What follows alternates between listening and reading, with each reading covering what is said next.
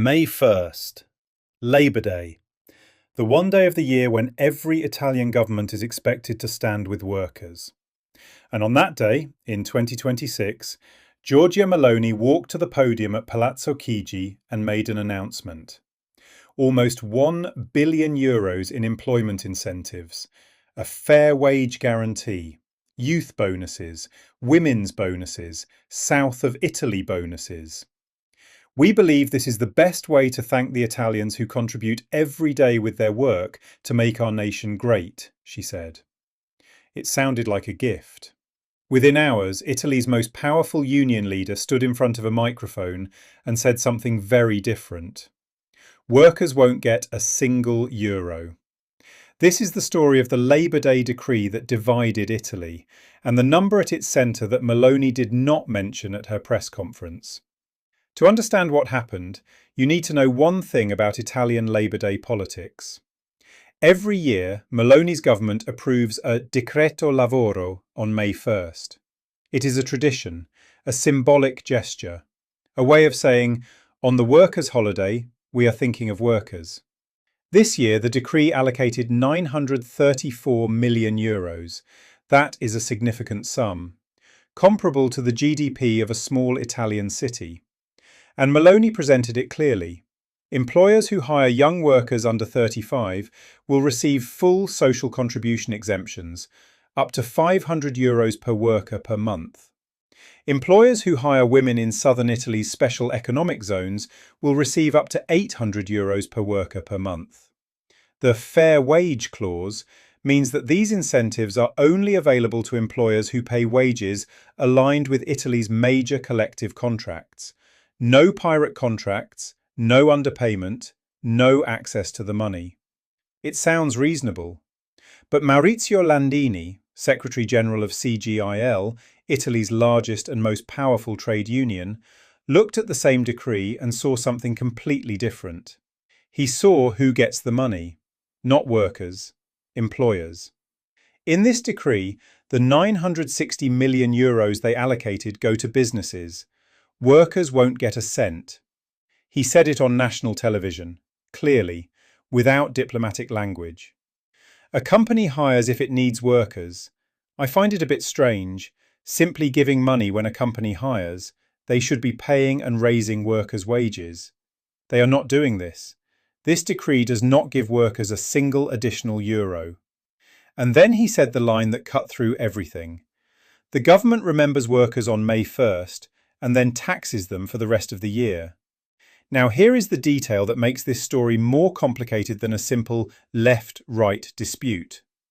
Not all of Italy's unions agreed with Landini. CISL, the second largest union, historically closer to the centre, called the decree a great result.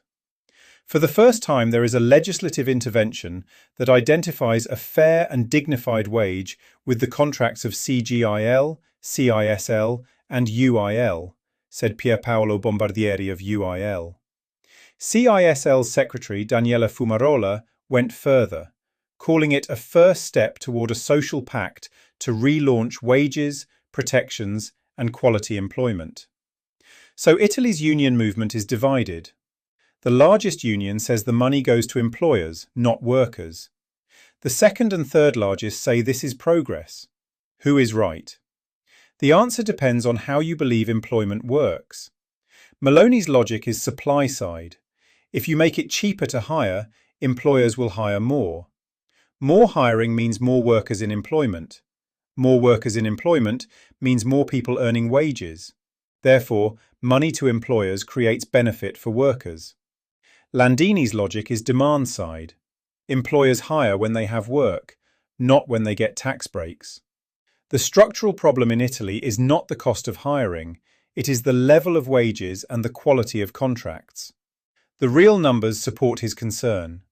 CGIL's analysis of the government's own budget documents shows that in 2026, Italian workers earning €35,000 gross will pay €1,500 more in taxes than they should, because Italy has never corrected for fiscal drag. Industrial production has been falling for 30 consecutive months. Salaries in Italy have declined in real terms over the past 4 years, and the decree addresses none of this directly. What the decree does is tell employers, hire someone, we will pay part of the social cost. What the decree does not do is tell employers, pay your workers more. The opposition was unambiguous. The Democratic Party called it pure propaganda. The Five Star Movement said Meloni was dressing up as a champion of workers on the eve of May 1st, while delivering nothing that changes their daily lives.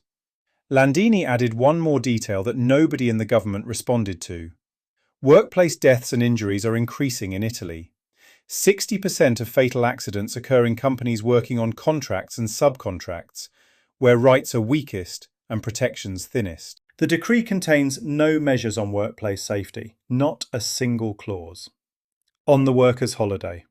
With a workers' decree, 0 measures on worker safety. And here is the question that the decree leaves entirely unanswered. Italy has a minimum wage debate that has been running for years. Every opposition party supports a statutory minimum wage. Meloni has consistently opposed it. This decree introduces a fair wage concept, but defines it not as a fixed floor, but as alignment with collective contracts. In theory, that protects workers covered by major union agreements. In practice, Italy has hundreds of small pirate contracts, agreements signed by minor unions that pay far below major union rates. The decree cuts off incentives for employers using pirate contracts, but it does not eliminate pirate contracts. It does not set a minimum hourly rate. It does not guarantee a floor below which no Italian worker can legally fall. The government calls this progress. The opposition calls it a gap you could drive a lorry through. And Landini calls it the same pattern repeated every year. Remember workers on May 1st. Tax them for the remaining 364 days. In 2026, with Italian workers earning less in real terms than they did 4 years ago, with industrial production declining for 2.5 years, with energy costs squeezing household budgets, the Labour Day decree landed differently than the government intended. Meloni said it was a thank you to Italian workers. Italy's most powerful union said it was a gift to Italian employers. The truth, as it almost always is in Italian politics, depends entirely on which numbers you choose to read. And on May 1st, in Rome's Piazza San Giovanni, hundreds of thousands of Italians gathered for the traditional concert. They sang, they marched, they held signs, and they debated a decree that gave almost €1 billion to the Italian economy, without giving workers a single additional euro. There is one more layer to this story that goes beyond the decree itself. Meloni is 16 months from a general election, and Italy's workers are paying attention. The CGIL has announced it will collect signatures for a popular initiative before the autumn budget law. The target? Mandatory investment in public healthcare. Progressive taxation on all income types, not just wages. A legal floor on worker protections in subcontracting chains. These are not fringe demands. They are mainstream requests that the centre-left has been making for years, and Landini is turning them into a campaign. We are not doing marketing, he said. We are asking for investments because in recent years there has been a sharp cut to healthcare spending. On the same day Meloni announced her €1 billion decree for employers, Italy's union movement was building a counter-agenda for the election year. The question that will define 2027 is simple. When Italian workers walk into the voting booth, will they remember the €960 million in employer incentives? Or will they remember the 0 additional euros in their own pockets? Meloni is betting on the first. Landini is betting on the second.